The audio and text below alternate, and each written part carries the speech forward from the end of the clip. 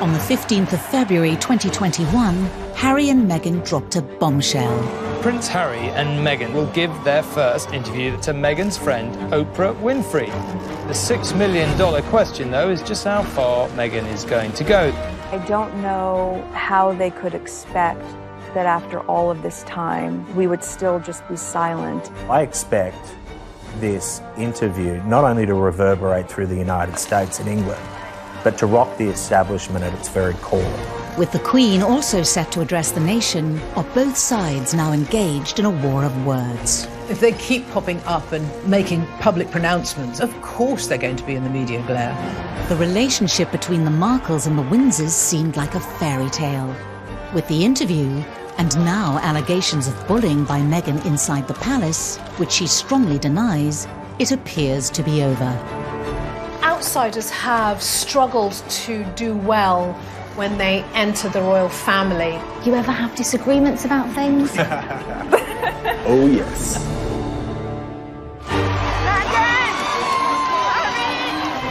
Tonight, the inside story of when Hollywood glamour and ambition took on the establishment. Meghan wanted to have a celebrity boyfriend, and she definitely got that with Prince Harry. Forget the red carpets in Hollywood. This was something else. For me, it's an added member of the family. How did a marriage made in heaven descend into a public slanging match? I think Meghan's Hollywood background would have hit the royal family like a hurricane. Harry felt he was freeing himself, but probably felt like an act of vandalism against the monarchy.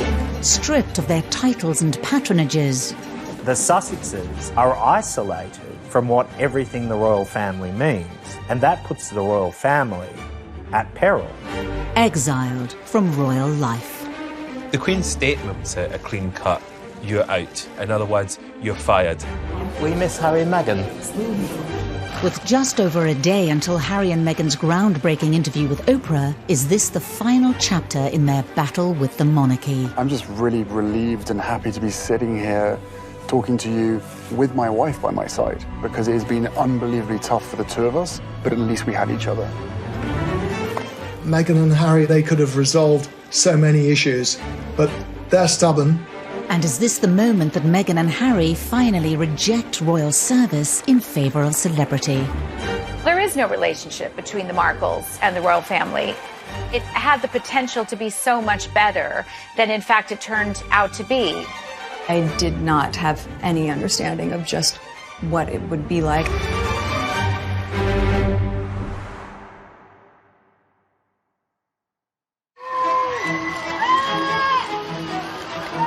Harry and Meghan are one of the most talked about couples on the planet.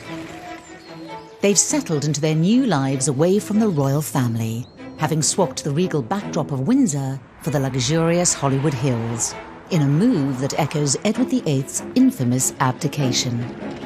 Quite a lot of us thought back to the abdication crisis in the 1930s, when Wallis Simpson, a twice divorced woman, fell in love with a king, and that king, Edward VIII, had to give up his throne in order to marry the woman he loved. Harry and Meghan had to divorce themselves from the royal family, just as Wallis and Edward had to divorce themselves from the monarchy in order to continue their relationship. Now, with the tell-all Oprah Winfrey interview, are Harry and Meghan distancing themselves from, and even setting themselves against, the Windsors? Strikes me that they feel that they can continue to control media coverage of them, control the way their image is portrayed.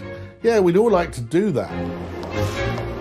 With the very public and unexpected announcement of their second child, what will the future hold for Harry and Meghan and the monarchy? The sad and harsh reality of this scenario is that by abdicating from the royal family completely, that the Queen and Prince Philip may actually never see the second child. And one can only think how devastating and broken the Queen must feel about that.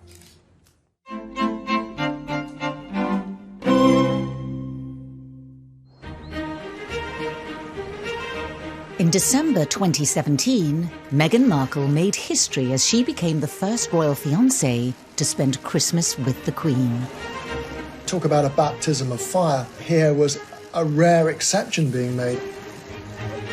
Kate Middleton was not invited as William's girlfriend to spend Christmas at Sandringham with the royals, but here was Meghan doing just that.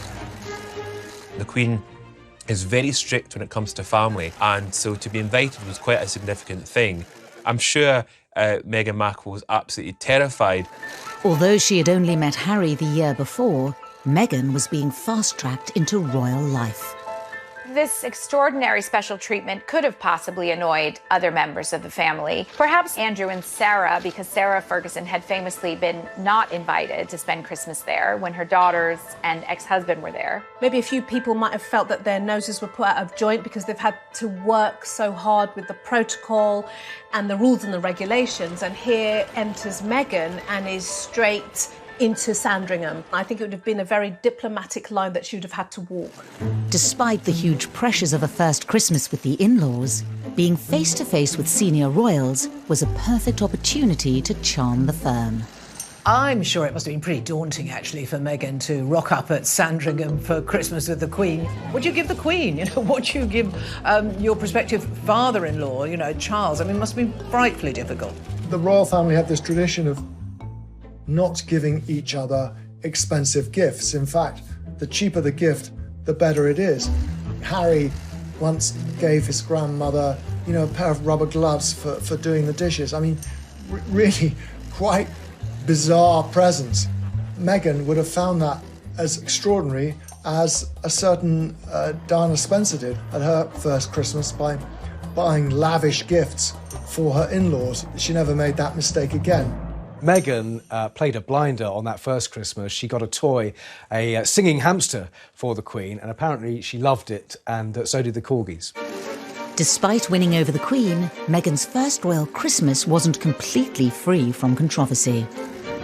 After the festivities, a remark from Prince Harry on live radio was said to cause tensions between Meghan and her own family.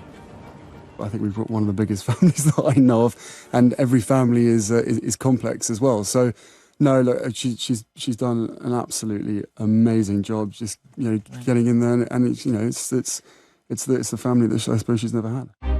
Harry was guest editing the Today programme on Radio 4 shortly afterwards, and he said they'd had a lot of fun at Christmas. And then he made a rather unfortunate remark. He said, "I suppose it's the family she never had," meaning Meghan. Well, that went down like a lead balloon with the Markle family, obviously, and it's a remark they've never forgotten. The family Meghan was joining was a far cry from the world in which she grew up.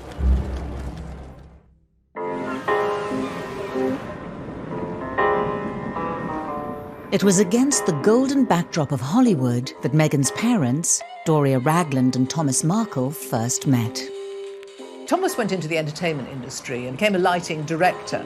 And it was when he was doing that job on the show General Hospital, a big show, that he met Doria, who was training at that time as a makeup artist. She was 12 years younger than him, but they fell in love and got married, and Meghan came along a couple of years later.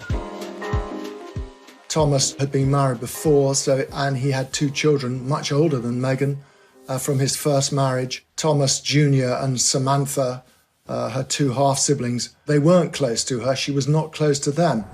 Despite her parents divorcing when she was young, Meghan enjoyed a supportive upbringing with both Doria and Thomas, evident in intimate home videos that have been shared online. Go ahead. Daddy's kitchen.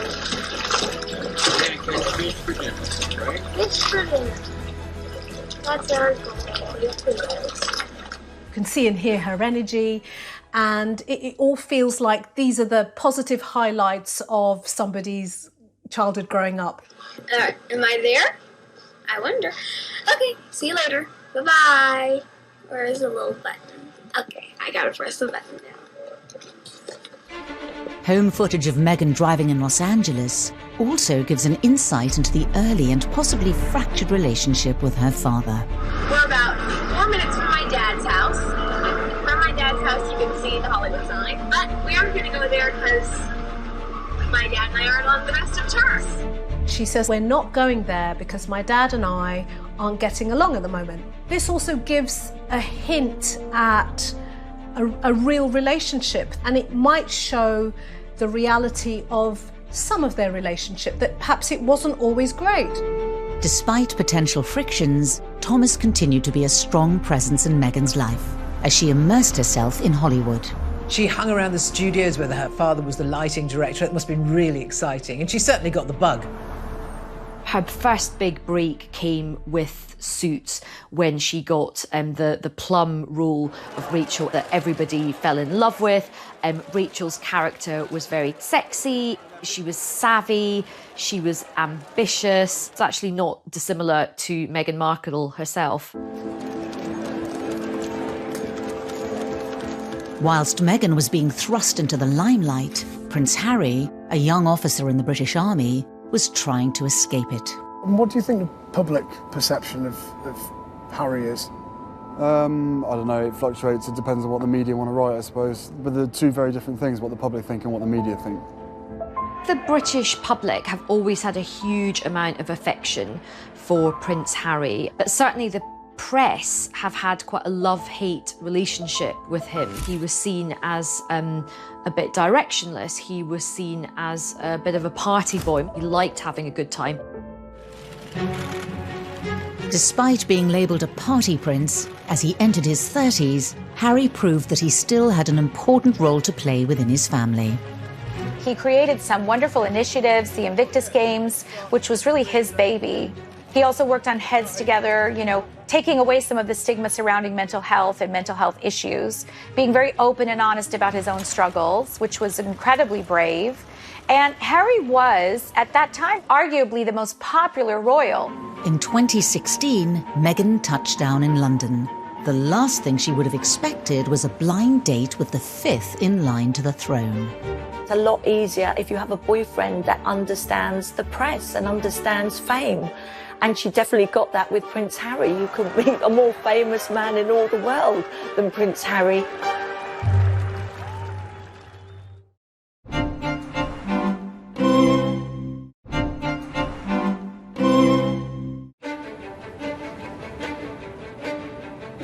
Buckingham Palace proudly announce the engagement of Prince Harry and Meghan Markle. God save the Queen!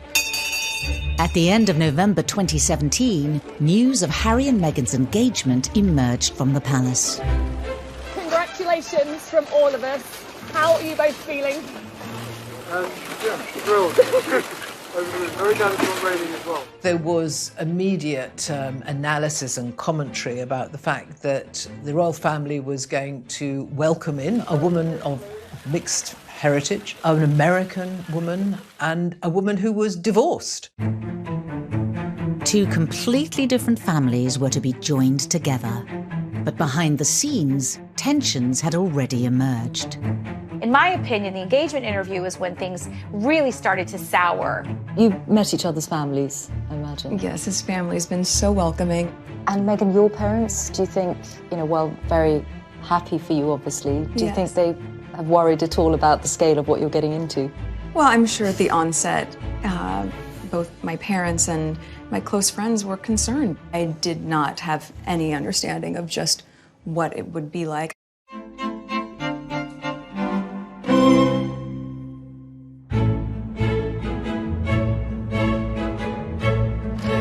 The year before their engagement announcement, Meghan had landed in the UK to promote her latest season of Suits. Lizzie Cundy spent time with Meghan as she settled into London life. Meghan and Harry were set up on a blind date by a mutual friend. They immediately clicked. Harry actually said it was like love at first sight. She was so open and he thought she was so sweet. And they just got on like a house on fire. Oh, yay! Thank you for watching. Hi there, Hi, Meghan, Gerard. Hi, Gerard. Very few people knew the couple were dating, but Meghan let her mother Doria in on the secret. Any young man wants to make a very good impression, and I don't think Harry was any different. So when they met in LA in a rather luxurious mansion, he was a bag of nerves, apparently. She rather less so. She said that the meeting was a little bit surreal, actually. I suppose it would be. Hey, Mum, here's a prince. But it went very well, and Harry has become extremely fond of Doria. She's been a close part of their lives pretty much ever since. But Harry and Meghan didn't meet with her father, Thomas. This is one of the great what-ifs of the whole saga. Why didn't Harry go to Mexico to meet him? Why didn't Meghan take him? Why didn't Harry insist before it all blew up? I mean, the whole thing was so avoidable, and I think Harry does have to take some responsibility for that. Thomas was simply not part of these early meetings. She seemed, as she got closer and closer to Harry and a royal life, to be less and less inclined to rekindle her relationship with the Markle side of her family. For a few months, Harry and Meghan were able to keep their relationship from the outside world. But eventually, their secret got out. There weren't many that knew, only a very few friends. Then suddenly it got leaked to the press that Harry had a new girlfriend. If you haven't read any of that coverage, she's Meghan Markle, a 35-year-old film and TV actress from California. The world press knew about it, and Harry knew more than anyone things were going to change.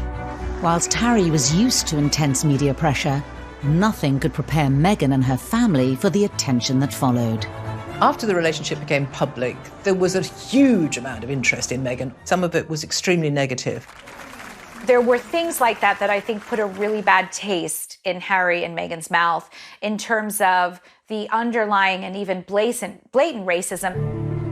With the glare of the world's media now upon both the Markles and the monarchy, questions were quickly asked as to how the relationship had reached the press.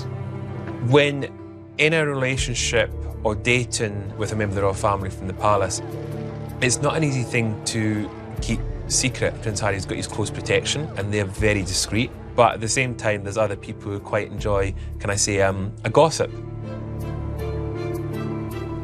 In the case of the leak about Meghan and Harry's relationship, which Harry was said to be incandescent and furious about, was rumored to have come from someone in Prince Andrew's camp. I have no idea if that's the case, but what I can say is that there are so many leaks in the family. There were rumors about Harry's new girl, and he was madly in love, and those got out, and I don't think Harry was quite prepared for all of that when it happened. The wave of intense media attention led Harry to take a public stand against the press. An explosive public statement from Harry was the first indication that the press were now on notice. He requested the media pause and reflect before any further damage is done. The one thing the royals are meant to do is make sure that everyone is on the same page. And the fact is that the Prince of Wales was abroad on an official tour. Charles himself was only given a matter of moments to scan his son's statement, and there was a feeling that Harry had been thoughtless and that he should have consulted his father, he should have consulted his brother more, and there could have been a more measured response. With Harry and Meghan's relationship now public, the media interest was out of their control. But Meghan would need to put all that to one side as she focused on important meetings behind palace walls. Meeting your in-laws is always a bit of an ordeal, isn't it? And meeting your in-laws when one is going to be a future king, meeting Prince Charles, must have been quite tough for Meghan, or a little bit daunting. But she is a strong woman. She probably marched in there and just got on famously because she's a woman with lots of opinions, lots of views, and a confident woman. And those are the kind of attributes that Charles likes. Charles famously adored Meghan. That first meeting went extraordinarily well. She was welcomed as a daughter, even more so than Kate Middleton was at the very beginning. As well as charming Prince Charles, Meghan also had a very successful first meeting with the Queen. The meeting went extremely well. It actually ran over, which is an extraordinary thing for the way the Queen keeps her schedule. Meghan was warmly welcomed. You know, here she is, articulate, bright, intelligent, well-spoken, beautiful, elegant. What's not to like? Despite charming Harry's family, did Meghan soon start to resent aspects of royal protocol? The Markle way, it seemed, was not the Windsor way. Meghan's first real reality check with how royal protocol works was when she was wearing a necklace with H&M on it and then told to remove it by senior courtiers because it might encourage the press. To be told what to do, it must have been quite a shock. Any woman would kind of think, hang on, wait a minute. Someone telling me what to wear and which jewellery to wear? Excuse me. Was it an early sign Meghan wasn't prepared to toe the royal line? She likes to have the freedom to do what she wants and when she wants. She wouldn't want to be told, you know, what to wear at any occasion.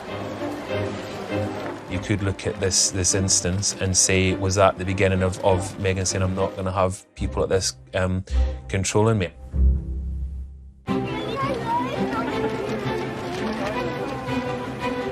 Despite a whirlwind introduction to royal life, Meghan stood firm. And as the final preparations for the royal wedding were put in place, Meghan's mother Doria was introduced to the establishment's key players. She was given VIP treatment. I suppose perhaps it was her first taste of being associated with royalty, you know, being whisked through security at Heathrow Airport. She was taken first to Clarence House to meet Charles and Camilla, and I think that went very well indeed. Meeting all the royals, Kate, William, Charles, must have felt like royal speed dating. I've got to get to know everybody, I've got to form these connections really quickly. Even the rather wonderfully confident Doria found, you know, fairly awesome actually meeting the Queen. Harry again had prepared his mother-in-law-to-be by saying, you know, she's my gran, try and think of her that way. Though I don't think many people think about the Queen that way. While Doria was winning over the Windsors, another member of the Markle family was conspicuous in their absence. It had been planned that Thomas Markle would have flown over and that he was going to walk Meghan down the aisle as father of the bride. However, it came to light that Thomas Markle had worked with a paparazzi photographer to stage photographs of him ahead of the wedding. He was living in Mexico, surrounded by paparazzi. He tried to set up this deal with a photographer in the belief that they would then go away. Well, I'm afraid that just shows his naivety. He found himself profoundly embarrassed. He thought he'd embarrassed the royal family, that he'd let down his beloved daughter, who he used to call Princess. What we've since learned, according to members of the family, is that there was zero support from Buckingham Palace or Harry and Meghan in order to support Thomas. The stress of dealing with the press and the build-up to the big day took its toll on Thomas. Just days before the wedding, he had a heart attack and had to go to hospital. He had to have stents put in. By the time he emerged, he declared that he was not able to fly because of these procedures, and he pulled out of the wedding. And this was a huge drama on the eve of a wedding. I mean, it's stressful enough marrying into the royal family, but to do it with all this scrutiny and this media frenzy and this scandal around your family, you know, the stress must have been unbearable.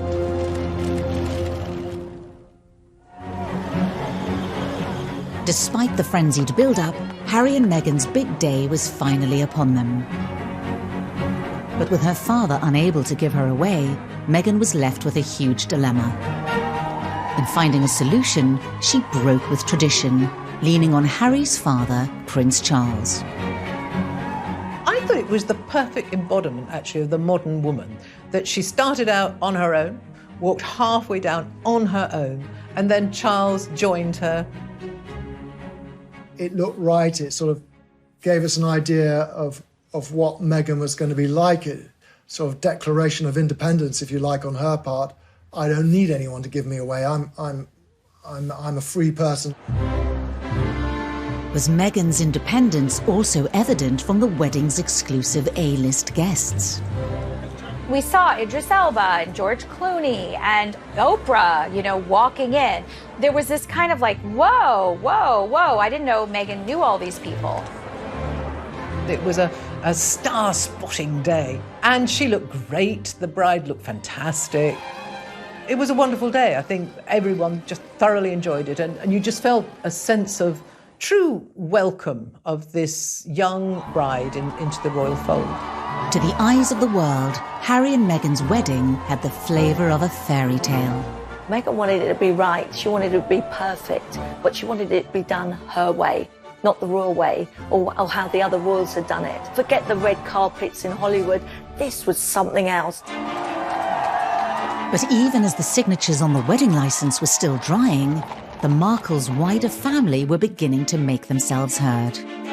Everything seemed so, I don't know, magical, hunky-dory after the wedding. Then it all got a bit soured, a bit tarnished by Meghan's family piping up again and again. The honeymoon for the Markles and the Monarchy would soon come to an abrupt end. She was an adult, she had her own ideas, and she was going to do it her way. In the past, when royals marry royals, the organisations, the firms all work together to make sure there's no issues, where they can't have that control when you're marrying it into, can I say, normal families.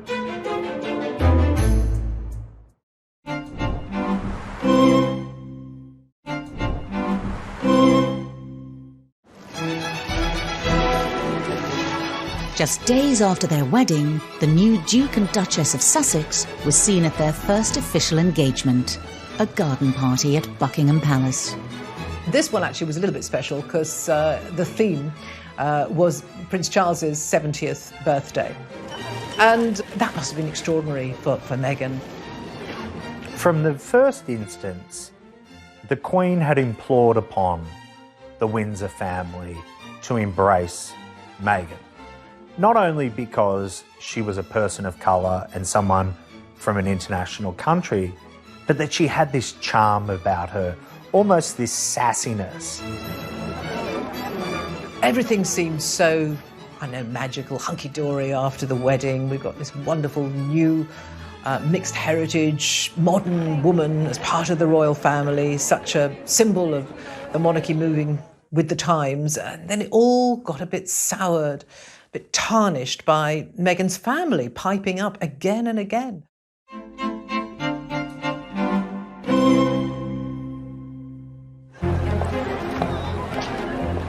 It's so good to have a role model or someone you look up to, but oftentimes when it's someone who looks like you or comes from where you come from, it's easier to connect and see it in a different way. Meghan was used to cameras and publicity, but really nothing can prepare someone for entering the most famous family in the world. And I think even she admits she was taken aback by it. As Meghan was starting her new life, her father felt he was no longer part of it. It was extraordinary that Meghan's dad did like a press tour in the days after the wedding, putting forward his side of things. It can't have been very easy for Meghan to watch her dad on television, publicly disputing her side of the story or her version of events. Well, I'm very disappointed by it. Millions watched as he gave an interview to Good Morning Britain, saying he hadn't heard from his daughter since before the wedding. I'm not sure why it's happening, and I'm waiting. I'm reaching out. I've been trying to reach out for several weeks. Every day I try to text her. It demonstrated that here was a man who was going to, shoot from the lip, if you like, and he wasn't afraid to say what he wanted. I love you very much. You're my daughter, and I'd really like to hear from you. Whatever differences or problems we had, that we should be able to work them out. We're family.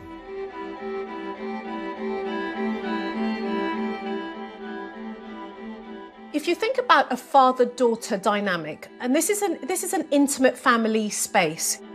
So there are now three of them. It's Meghan, it's Thomas, and it's the media.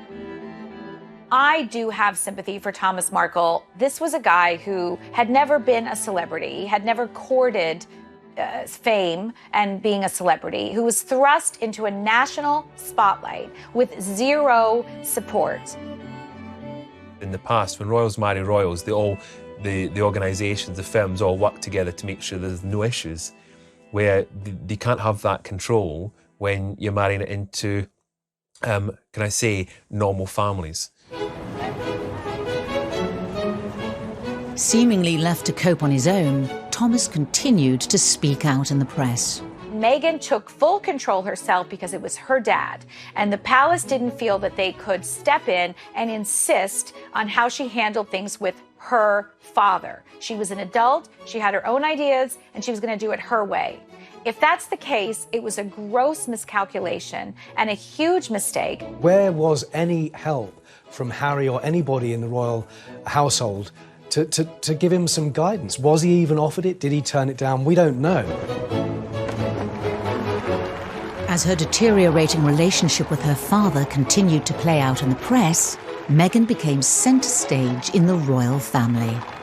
Once you're in the family firm, you are put to work, and I covered their first big tour in the autumn, which was Australia, New Zealand, Fiji and Tonga.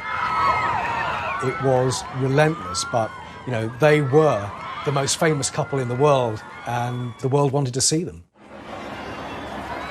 I think for Meghan, it might have been a bit of a shock because these tours are quite full on. You know, the long days, the long hours, lots to do. But it was a great introduction for her into the world of royalty, British royalty, and how to do things. Then a surprise announcement by the couple wrong-footed the royal press pack, signalling that from now on they were determined to do things their way. The palace press officials were there going through the itinerary. And at the end of that, the British royal correspondents were called into a corner and we were told, oh, and by the way, she's pregnant. And it's like, what? It was massive news and strange timing, but I think Harry and Meghan made that announcement because who knows, in those early stages of pregnancy, she might have suddenly felt that that tour was going to be a bit hardcore and she'd need time off. As Meghan and Harry prepared to start a family of their own, wider members of the Markle family began selling stories to the tabloid press.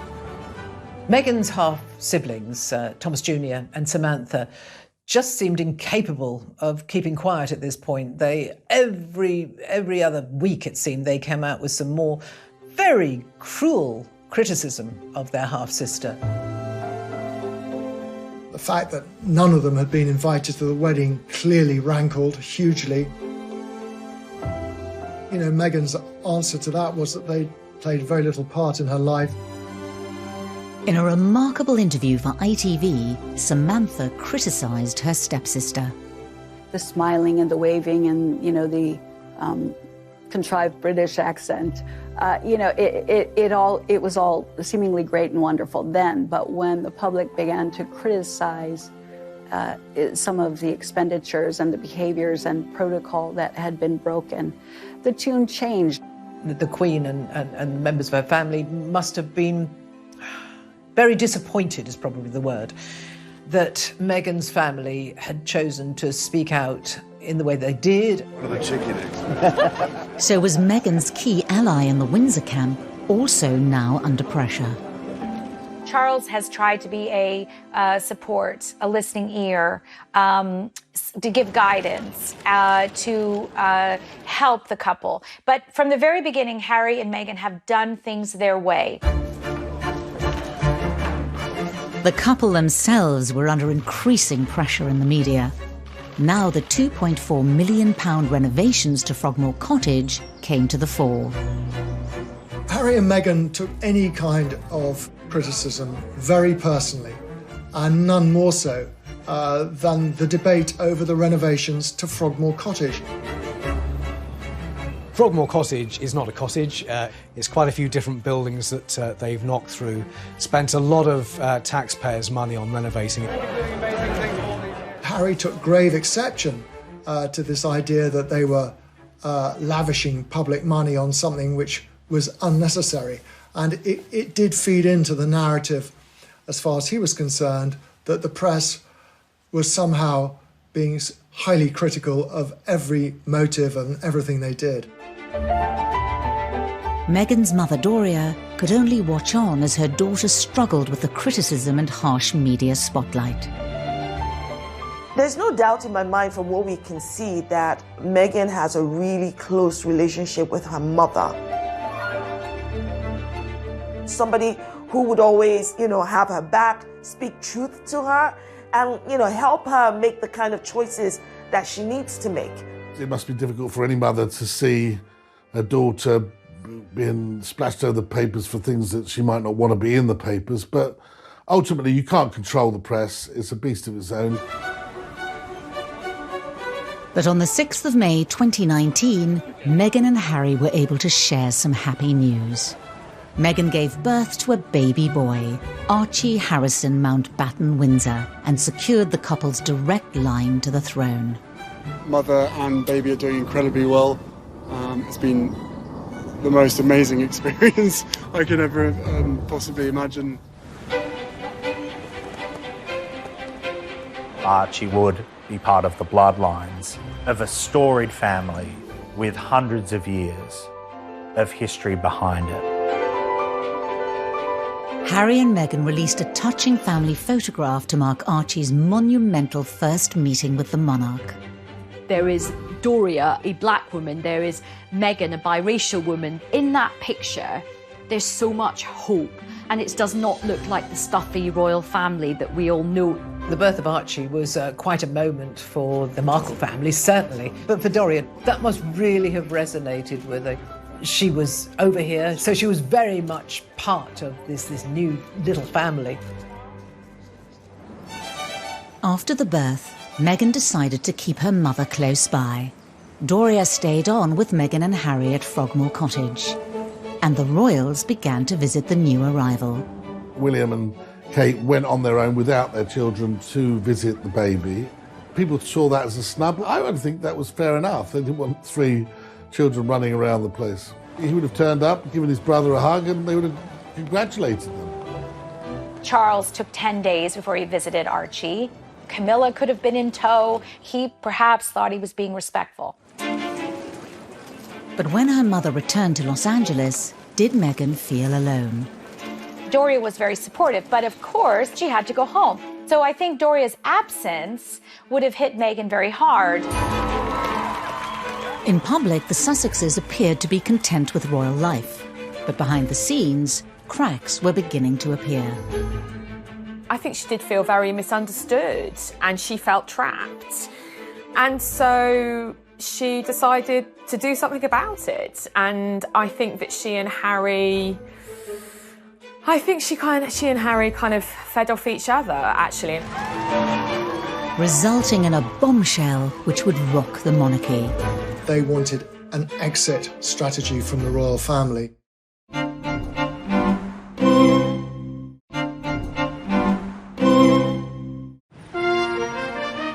With the birth of Archie in May 2019, Meghan and Harry seem to have cemented their place at the very heart of the royal family. Despite ongoing battles between Meghan, her family and the press, for now, their popularity with the public remained undimmed. I think the Queen had high hopes for them being, great brand ambassadors for the royal family. Harry and Meghan made it clear they wanted it to be different kind of royals. They wanted to engage more. They clearly wanted to have close links with young people. I think the Queen seized on that with alacrity.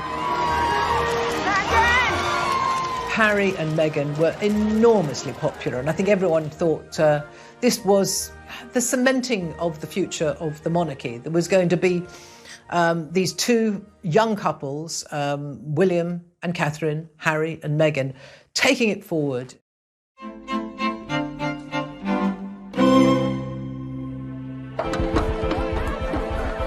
In September 2019, the new family embarked on a tour of Southern Africa.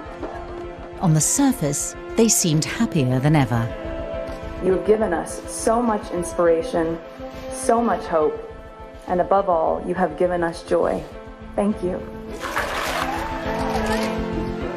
But in reality, they felt under pressure. In a revealing interview for an ITV documentary, Meghan dropped a bombshell. Yeah, well, I guess, and also thank you for asking, because not many people have asked if I'm okay, but it's a very real thing to be going through behind the scenes. Remember, at this point, she's had an absolute beating from the press on a sort of daily basis. She's had this horrible fallout with her father. She's also a new mother as well, and you can just see the sort of weight on her shoulders. Her mother would have been heartbroken that her daughter was experiencing all of this. The interview seemed to mark a sea change in the once happy relationship between Harry, Meghan and the rest of the royal family. Meghan seemed intent on sort of ripping up the royal guidebook, if you like, and doing things her own way. Over time, that turned into a stance against what's perceived to be royal norms, not speaking out, not seeking publicity, not challenging the press. And as much as the Queen tried her hardest to ingratiate Meghan, who she liked, into the family, it was like beating her head against the wall. One of the rules of being a member of the royal family is you never complain about anything. So I think that they would have been furious. And the sad thing is, I think, she was just being honest about how she felt, but that interview probably made things about 100 times worse in terms of already frosty relations. For William, Charles, the Queen, duty and public service and loyalty to the institution always comes first. Being selfless is the creed by which the Queen, Charles and William live by. Harry then opened up on the relationship with his brother William. He revealed his true feelings to journalist Tom Bradby. Inevitably, stuff happens, but look, we're brothers. We'll always be brothers. We're certainly on different paths at the moment, but I will always be there for him, and as I know, he'll always be there for me. Harry's revelation further fueled the rumours there had been a breakdown in relations between the two couples. Was it now Harry and Meghan versus the monarchy? I think it stemmed from William giving what he believed to be good brotherly advice to Harry. Make sure about your feelings about this girl. And from what we gather, it was those words, this girl particularly, that riled Harry. We, the media, went a bit to town on that fab but that wasn't to be. It's really sad because when I was working for them, Prince William and Prince Harry, they were close. For the Queen and Prince Charles, this fallout would have been disappointing. Harry and Meghan were now fighting battles on multiple fronts. As the negative headlines continued to engulf them, they became increasingly frustrated with palace protocol. I think someone like Meghan, who's always been very outspoken, would have struggled very much with not being able to comment and put out her version of events. This is not what happens in Hollywood. Meghan couldn't do that as a member of the royal family, and that would have been maddening for her. Hello. Harry and Meghan's ongoing battle with the media came to a head in February 2019, when excerpts of a private letter sent from Meghan to her father were published in the British press. This letter was such a watershed moment, and I think this was the point at which, this was the straw that broke the camel's back, and they announced that they were going to fight back and that they were taking legal action against associated newspapers. Meghan believes that her privacy has been invaded, that she has the copyright over those letters, and Thomas Markle believes the opposite. And remember, he hasn't even met Prince Harry at this point, so there was a possibility that had this gone to court, the first time he would have met his son-in-law would have been in a courtroom. The whole thing was an absolute nightmare. It was very, very high stakes. A recent ruling in the case went in Meghan's favour, but there's still a possibility they could end up in court. There is one residual issue over copyright, And I think that certainly the Mail on Sunday and associated newspapers will be pushing hard to try and get that to court. In the wake of their legal action against a section of the British press, Harry and Meghan announced they were taking a 6-week break from royal duties and heading to Canada to spend Christmas with Doria. What you do sometimes psychologically for yourself is you remove yourself from a situation that you find difficult and painful and put yourself in a space that you feel might be more nurturing and safe and secure. Christmas is a very, very important part in the Queen's calendar. She likes to draw her family around her. She and Prince Philip were getting older. They knew that there wouldn't be too many more Christmases, and they must have been disappointed. Christmas at Sandringham is quite a formal affair. So it must have been great for Harry and Meghan to have the informality of a Christmas in Canada. Doria could not be further away from the stuffiness of the senior members of the royal family. Although the festivities may have been relaxed, were decisions about the growing divide between Harry, Meghan and the monarchy being considered in Canada. I suspect that Meghan uses her mother a great deal as a source of wisdom and advice. I'd be astonished if during that time both she and Harry, no doubt, hadn't spoken about the fact that they actually wanted to step back as senior royals. They wanted an exit strategy from the royal family. Doria and Meghan are extremely close. She missed her mum and she wanted Doria to be very much part of the family unit. When Harry and Meghan returned to Britain in January 2020, they made a shock announcement. In a statement released in the last few minutes, they say they intend to step back as senior members of the royal family and work to become financially independent. The royal firm had been here before. It was an electric moment in royal history. Diana had essentially left the royal family, and before her, Fergie. Edward VIII left the royal family. He abdicated. Leaving the royal family is possible, but it's messy. Initially, it was a sort of a geographical split. They would be moving to Canada. They would come to Britain to do engagements when it suited them. The tabloids dubbed their decision as Megxit, and it sent shockwaves through the royal family. I actually spoke to some colleagues from the royal household, and we were all in absolute disbelief that this had actually happened. Harry, I'm sure, he felt, he was freeing himself, but for his father and brother and grandmother, it probably felt like an act of vandalism against the monarchy. They would have been both furious, but equally heartbroken as well. Away from the royal family, Meghan's supportive mother Doria treated the announcement with the utmost discretion. I think Doria has acted in the most regal way in all of this, because the royal way is to don't complain and don't explain. And that's exactly what Doria did. However, the wider members of the Markle family again talked to the press. Thomas Markle saying, oh, she dumped her own family, now she's going to dump the royal family. They suggested that this was always Meghan's intention from the off. And Samantha is an arch critic of everything she does. She thinks her sister's a phony. She thinks she's insincere. In the Windsor household, the Queen called an emergency meeting at Sandringham. Prince William was centre stage.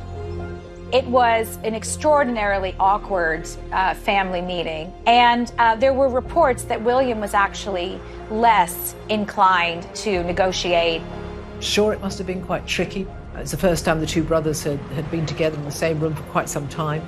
The Queen, and certainly Prince William's view, was that the royal family doesn't work like that. As an institution, you've got to be around for the whole gig. You can't just pick and choose.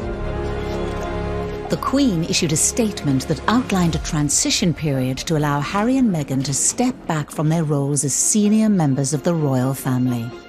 The Queen's statement was obviously very much from her heart, but at the same time, it was very clean cut. This is how it is. you're out. It's as simple as that. Preparations for their new life could begin. But what would become of the broken union between Harry, Meghan and the monarchy? Meghan and Harry seem to live by the beach, you know, do yoga. It's a very different life to the Windsors, and I don't think Harry will ever be able to go back to that life. And how would life stateside affect the dynamic between the two families?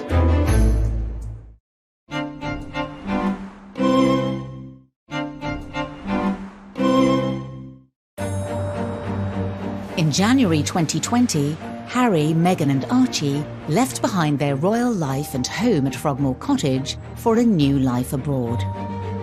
For Prince Harry, it was a big decision because he's leaving his friends, his family.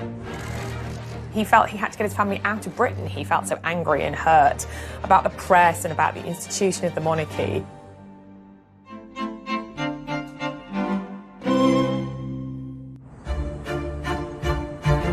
After a brief stay in Canada, Meghan and Harry settled in Santa Barbara in California, a familiar, glitzy surrounding for Meghan. Meghan and Harry live in Montecito, which is a very posh, fancy enclave. I happened to live there for 4 years. It's very private. We know that Oprah is a neighbor, Katy Perry and Orlando Bloom. They all live nearby. Montecito residents are very protective of their own. They won't talk about Harry and Meghan much to the press, and I should know because I've tried. She wanted to be around the place she knew.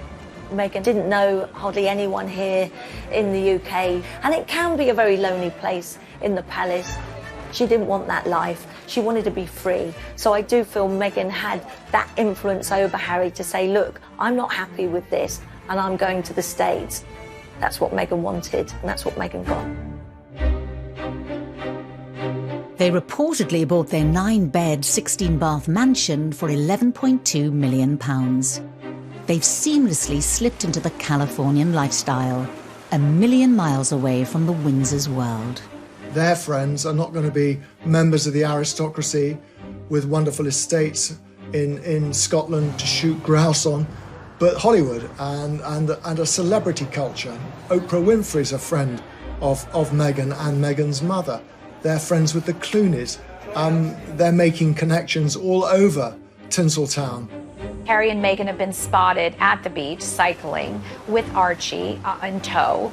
They have a wonderful lifestyle in California in the sunshine, and I can't imagine Meghan ever wishes to be back in rainy Windsor. But you do wonder sometimes what Harry thinks of all of this, and is he in fact missing his old life? Meghan and Harry seem to live by the beach, you know, do yoga. It's a very different life to the Windsors. What tore Harry from the British people was Meghan Markle and the decision to move to Los Angeles. Meghan never lost that desire to be a star, and returning to LA and Hollywood was what she wanted. The move has only deepened the divide between Harry and Meghan and the monarchy. Meghan's mother Doria is now just a 90-minute drive away, a stark contrast to over 5,000 miles from the Windsors. Harry loves Charles. You know, they clearly have a strong bond, and now they are literally not as close as they used to be. I think they are staying in touch over Skype and Zoom, but it's not the same, is it? I'm sure it pains Charles that he will not have an active role in the upbringing of Archie. Harry seems to have an absolutely brilliant relationship with Doria. There's no doubt that Meghan and Doria are closer geographically, physically, and perhaps emotionally as well than they ever have been. Doria apparently enjoys feeding wee Archie organic food, and she's also a trained yoga instructor as well. So I have these visions of them doing baby yoga together. So I think he's definitely a very cool, hippie Californian baby. But could Harry and Meghan's plan to build their brand and become financially independent from the Windsors push the families even further apart? They recently released a promotional video for their podcast with Spotify, which reportedly looks set to bring them in around £30 million. We created Archwell Audio to make sure that we can elevate voices that maybe aren't being heard and hear people's stories. And the biggest part of this is trying to create this community of where you can share. Their biggest and perhaps most lucrative signing is with Netflix, rumoured to be worth over £100 million. But will the inevitable publicity from their deals be seen as a step too far by the firm? Effectively, the money that they are being paid is because of their platform as royalty, as members of the royal family. And that's quite tricky. People always want the most compulsive viewing and the things that are going to command the most column inches, and effectively that then translates into dollars. Are those personal and intimate revelations? So I think that will be a very tricky tightrope for the couple to walk. They've created a new standard, and that is one to exploit themselves for profit. Meghan is creating a new form of celebrity for herself by securing deals with media conglomerates in the tens and hundreds of millions of dollars, sets her on a path to unparalleled stardom. Let's not be surprised if we see her return to acting. It's 17 minutes skit with James Corden. It is really fun. It is very showbizy, it is very celeb-y for Harry, because we know that one of the things that he found very uncomfortable was the press coverage. The actions of Harry and Meghan in the United States goes against the very grain of the royal rule book. At the very core of this brand building exercise is not Harry, it's Meghan. There is a delicious irony where they live in Los Angeles, the heart of the paparazzi. At the same time, in London, they're fighting these legal arguments, and that must not be lost on the royal family itself. It's almost cringeworthy to an extent. As they embark on this brand building exercise, we're only going to see earthquake after earthquake shattering Buckingham Palace. They know what makes money, they know what makes people tick, particularly Meghan Markle does. I mean, let's hope they don't get like the Kardashians, that's my only worry. I think that there were people who truly wished them well, but of course there were also people who wanted to poke, holes into their love affair and bring out as much dirt as they could. I think they found a way to say, you know what, enough is enough. We refuse to be pillars of abuse. Then on the 14th of February 2021, they made another surprise announcement. There's a new baby on the way, but I think that is going to, in some respects, draw them further apart. And in the days that followed, a war of words erupted between Harry and Meghan and the monarchy. Taking part in such a high-profile interview with somebody like Oprah Winfrey, improved relations with the royal family at all. The Queen had no choice but to strip them of the titles.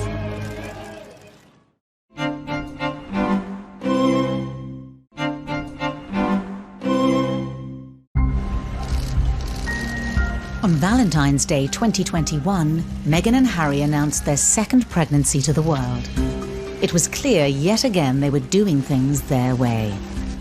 There's a new baby on the way, which is amazing news.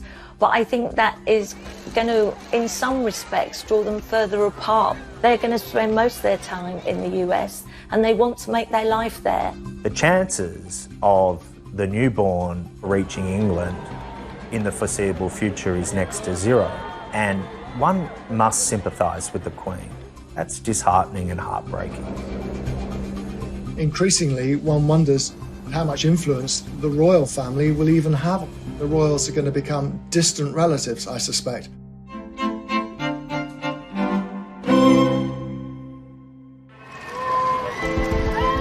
A year on from the bombshell announcement that Harry and Meghan would be moving away from the royal family, they made it clear they would be staying in California. Harry and Meghan's exit from the royal family ended today as it began, with considerable acrimony. Buckingham Palace confirmed that the couple would be stripped of all their honorary titles and royal patronages, including Harry's military titles and Meghan's role as Vice President of the Queen's Commonwealth Trust. I think Harry wanted it both ways. He wanted to be able to live a life free of responsibility, but still make change. And the reality was, the Sussexes in another country are isolated from what everything the royal family means. And that puts the royal family at peril. So the Queen had no choice but to strip them of the titles. Within minutes of the Buckingham Palace announcement, Harry and Meghan responded, stating that they remained committed to their duty and service. Their quick-fire response was reportedly deemed disrespectful by palace officials. I think Charles and William, and certainly the courtiers of the palace, felt that Meghan and Harry's pushback was disrespectful. It was petulant, it was resentful, and as one said to me, you don't disrespect your granny. Just days earlier, Harry and Meghan had shot an intimate tell-all television interview with their friend and broadcast legend, Oprah Winfrey. Then in the days building up to the broadcast, newspapers claimed that Meghan now faced a serious bullying complaint against her whilst at Kensington Palace. Her spokesperson said that she was saddened by the reports. Relations appeared to have finally hit rock bottom.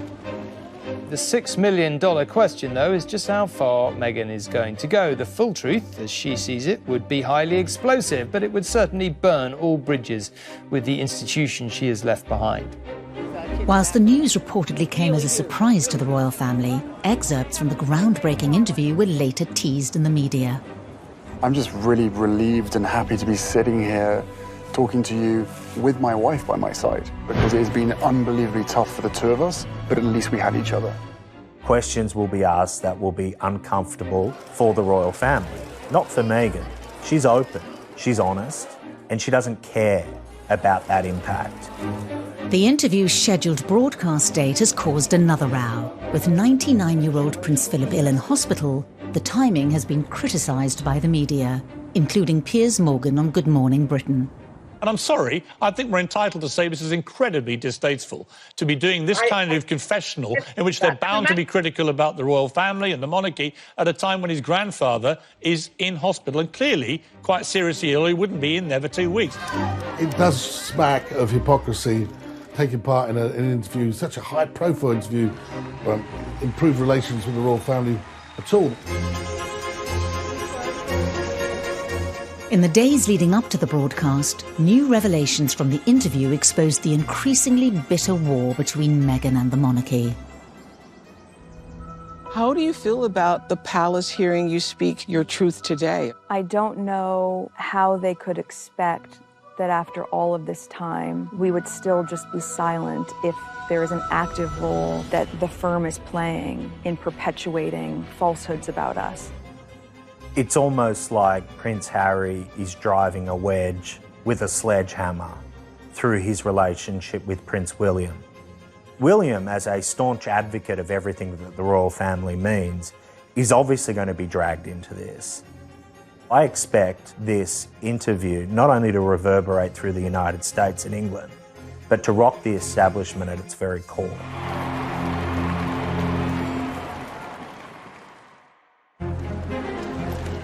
Could Harry and Meghan's fallout with the monarchy leave its mark for decades to come? It's like a war. I don't believe Harry would be outside the royal family except for marrying Meghan Markle. They've lost a critical component of what the royal family represented. The British people had an affinity with Harry. Now, to divorce himself from that family really is an abandonment of what he was born into. What began as a breath of fresh air cascaded into a series of family conflicts, controversies, and trouble for Harry and Meghan and the monarchy. These are family stories that are complicated, run deep. If people feel very hurt and betrayed, and they feel that this relationship is broken beyond repair, then that might be the reality. But Harry and William, they've reached a bad place in their relationship, and one can only hope that they build bridges going forward, because the only losers in all this will be them. Meghan and Harry could have resolved so many issues, but they're stubborn, and it's very hard to see how there can be any long-term relationship with Meghan and the Markles going forward. I think that in the initial stage there was a fairy tale about this, but that fairy tale was quickly shattered. I think it's a real lost opportunity for the royal family that they couldn't make it work, that Meghan couldn't become an integral part of the future of the monarchy. The monarchy could be seen to be so much more inclusive, modern, moving with the times, evolving. I think it is extremely sad. She was ready to do what it takes to be, to be a wife for Harry, and to be a member of the royal family that the country can be proud of. But I personally don't think that wanting to be a member of the family should cost you your independence or independent thought. Meghan's Hollywood background, Meghan's expectations as a celebrity would have hit the royal family like a hurricane. And now, look where we are. It had the potential to be so much better than in fact it turned out to be.